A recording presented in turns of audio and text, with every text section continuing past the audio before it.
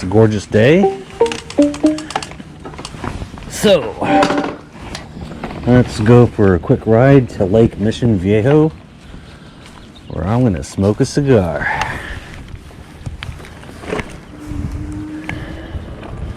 I'm in pedal assist 3 right now.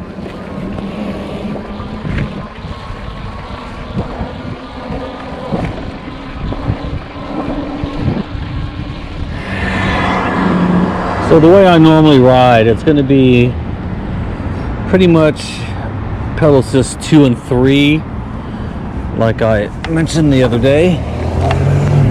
When I start hitting any sort of hills, I will jump out to pedal assist 5.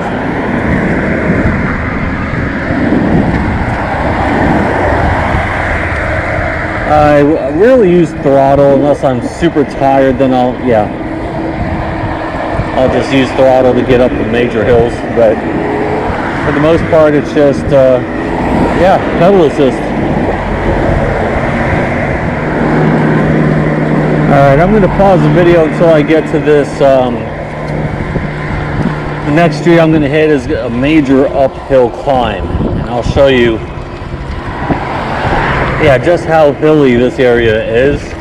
Right now I'm heading up a slight incline, but this next one is going to be a beast, so I'll show you that one in a minute. GoPro, stop recording. I'm now approaching that street I was talking about, Vista del Lago, that's the name. So I'm going to make a right here, and you'll see that this is one serious hill. I need to measure the grade of this incline. It's pretty big and it's long, so you can see right now I'm pedal assist 3. I'm going to crank this up to 5 so I could climb this hill pretty fast. Now the cool thing about pedal assist 5, it feels like turbo. The minute you get up to that level, you could really feel that motor help you push your way up this hill.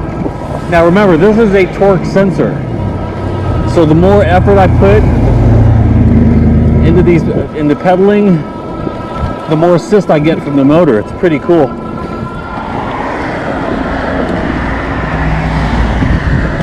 Alright, approaching the lake.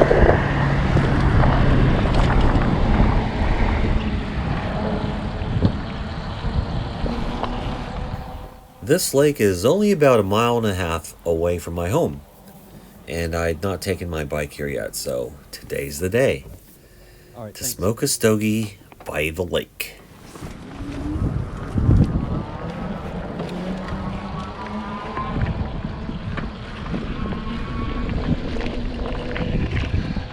Now I'm going to take you to one of my favorite parts of the lake to fish in if you're doing any sort of shore fishing. What you're seeing here is what's known as the wall. I used to come out here years ago, before the big algae bloom, to do some mini jig fishing, and you could sight fish from here. It would be elbow to elbow people, and we'd have our trout limits in no time. It was so great. Unfortunately, those days are gone because of the golden algae bloom. So here I'm just going to make my way to one of these benches to light up a cigar. Okay, here's one of the reasons I bought this pouch. I keep my cigars and lighter in this bad boy.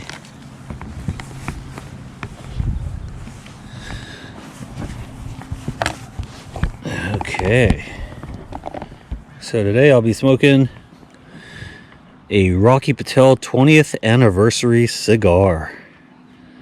But before we do that, let's take a look at the bike real quick, and I'll just quickly go over some of the specs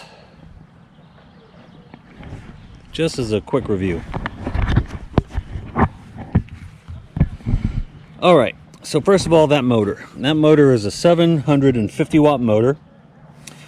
It's got 80 Newton meters of torque, and the maximum speed, this is class 2, is 20 miles per hour. And the range is rated up to 88 miles, but if you recall, the range test I did for my area came out to about 46 miles. The battery is 48 volt, and it's rated at the nominal energy is at 936 watt hours. And the charger current is 4 amps, and it takes about a little over 5 hours to charge the battery from 0 to 100%. The tires, all right, my tires are getting dirty now, but you can see that these are Segway tires. They're by Kenda, and they were customized for Segway.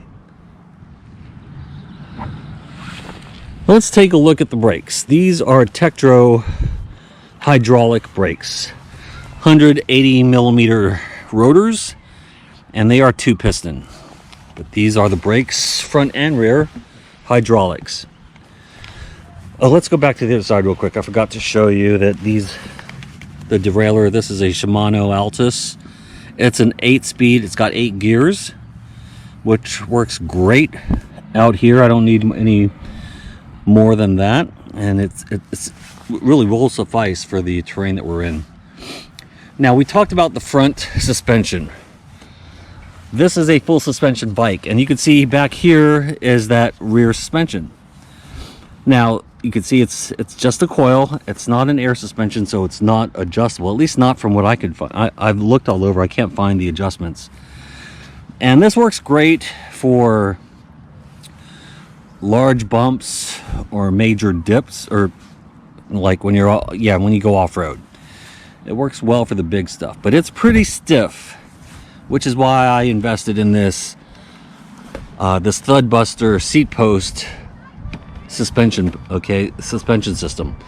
This one, it's the Thud Buster LT. It works quite well for the smaller things. So when I go on gravel roads, small rocks, smaller dips and such, this really smooths out the ride. So they work well together. This is really great.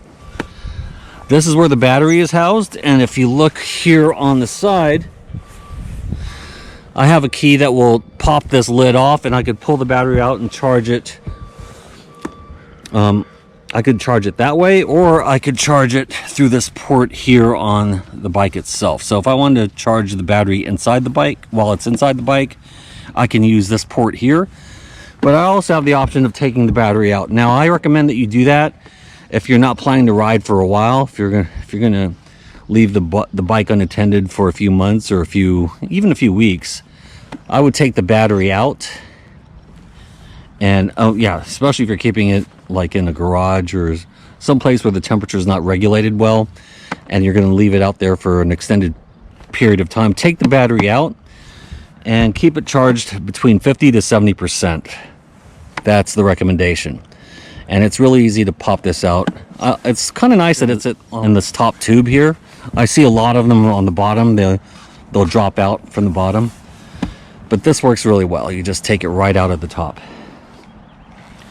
There's the rear rack. The rear rack can hold up to 55 pounds. And you can see I've since added a basket that is collapsible. But I added these rod holders to it, so I keep it on all the time. It's always opened. I also added a rear, actually this is a seat post bag where I keep my Allen wrenches and other tools. And of course I added a front pouch where I like to keep my cigars and other key necessities. You have your phone. Remember, the phone works like your cell phone works like a key. As long as you're in close proximity to the bike, you can power it on just like that. It's ready to ride. Below that is the electronic horn, and below that is a manual bell. This also controls your high beams and low beams. This light, by the way, is fantastic. This thing goes, 1300 lumens. It is super bright. You should see this at night. I'll have to do a night ride one time just to show you how great that headlight is. What else? So yeah, let me know if you have any other questions about this bike. It has performed flawlessly so far. Now listen to this. That's the airlock anti-theft system. After I set it up so that after 30 seconds of inactivity, the bike automatically arms itself. So at this point, if someone was to try to steal this bike, they wouldn't be able to move it because the rear wheel just locked up. And if they tried to move it, the alarms would go off, the horns would go off, the lights would start flashing. So it's really cool to have a built-in security system on this bike. Oh, it is a heavy bike though.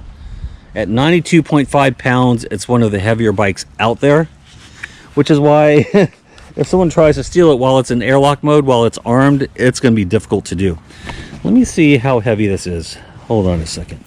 If you factor in all the accessories I added to this bike, for instance, the Thudbuster suspension and seat post is 1.5 pounds alone, and then there's that rear storage basket, and then all the storage cases with the tools. I also have a kryptonite cable lock mounted onto this bike. It's easily at or over 100 pounds in total weight.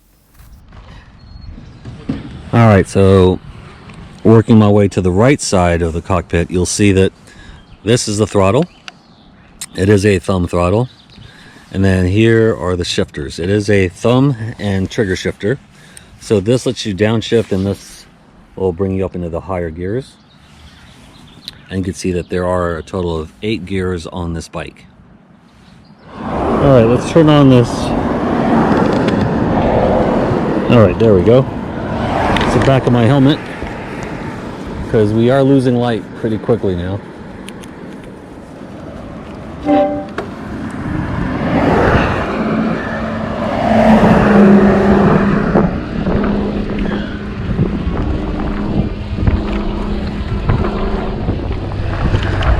Now, as I climb this hill, I'm going to increase my pedal assist level. I'll go up to 5 so I can quickly tackle this hill.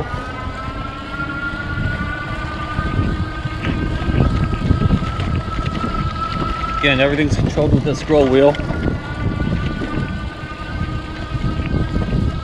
And going up inclines like this is pretty effortless in pedal assist 5.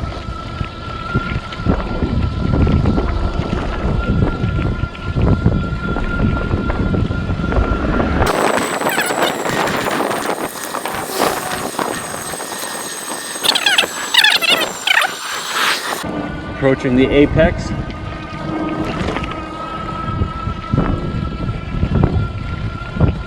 All right, I could drop the pedal assist down. Now I'm going to scroll downward. Don't need a lot of pedal assist going down this hill.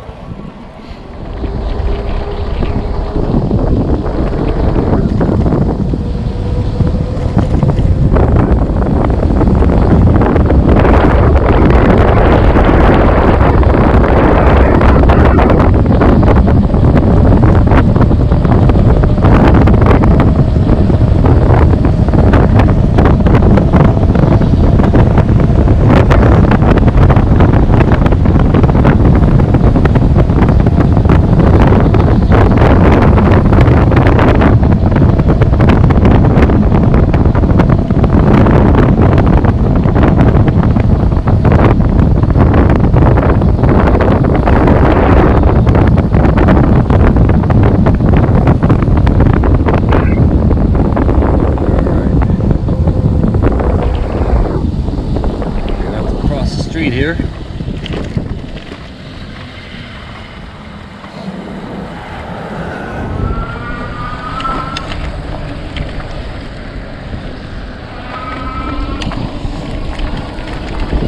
Let's go back up to pedal assist 4. This incline's not too steep.